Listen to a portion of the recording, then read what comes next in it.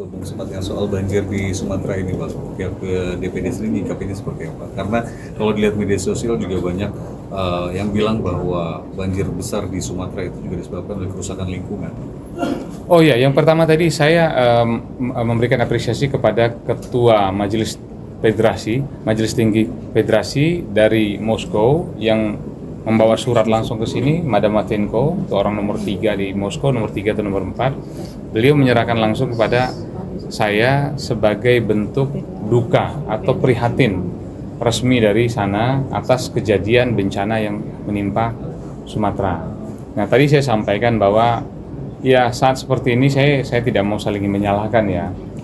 Pertama, kami hari kedua sudah bergerak, kami mengirimkan senator-senator ke Aceh, ke Sumatera Utara dan ke Sumatera Barat, sekaligus memberikan bantuan ya.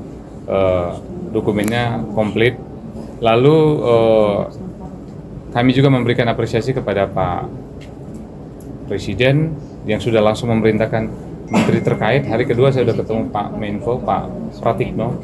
Beliau juga sudah mengirimkan banyak bantuan juga, dan terbukti kemarin juga Pak Presiden langsung ke sana. Tapi satu hal yang penting yang saya mau sampaikan bahwa kejadian ini harus menjadi perhatian serius dari kita semua, pemerintah, parlemen, bahwa kalau menurut saya kalimatnya begini, kalau suara alam sudah lebih lantang atau sudah berteriaknya sudah seperti ini kepada kita, ini kan alarm serius untuk kita. Kalau alam sudah ngamuk begini, dengan judul apapun lah, dengan judul apakah dia disebabkan hujan, ya tapi ini menjadi penting untuk kita betul-betul berpikir bagaimana ke depan memitigasi bencana yang setiap saat bisa terjadi. Makanya saya tentu setuju bahwa ini karena curah hujan, ada namanya semacam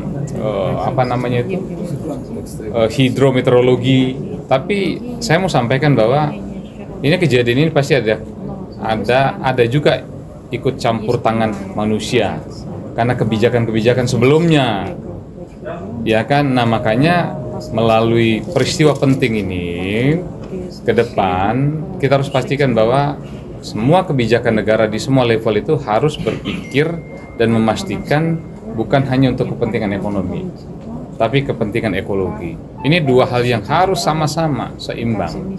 Meskipun memang tidak begitu mudah juga, tapi ya paradigma kita harus kita pikirkan bahwa negara harus memastikan bahwa pertumbuhan ekonomi, kepentingan ekonomi penting, tapi negara juga harus memastikan bahwa kebijakan untuk memprotek ekologi itu juga penting sekali. Makanya ada green demokrasi dari kami, green parlemen, green legislasi. Nah, jadikan masalah ini menjadi pintu kita untuk bukan hanya berbenah, tapi untuk berpikir bagaimana ke depan itu memastikan mitigasi kita itu melalui kebijakan atau polusi itu betul-betul tepat. Karena negara kita ini kan juga ring of fire, ya. Setiap saat juga bencana ada di mana-mana. Karena kalau karena hujan, setiap saat bisa hujan lagi nanti. Minggu depan bisa hujan. Artinya ke depan harus kita pikirkan bagaimana memitigasi ini. Nah, DPD bisa menginisiasi rembuk nasional nanti. Bagaimana ke depan agar kita sama-sama berpikir bahwa kebijakan negara harus pro-ekologis, yang sudah lalu biarlah berlalu, tapi ke depan tidak boleh terjadi lagi. Sehingga ke depan kita punya regulasi dan aturan yang betul-betul memitigasi sekuat mungkin agar kalaupun ada hujan, ada bencana, tapi tidak separah yang terjadi kemarin. Intinya itu. Satu lagi, Bang.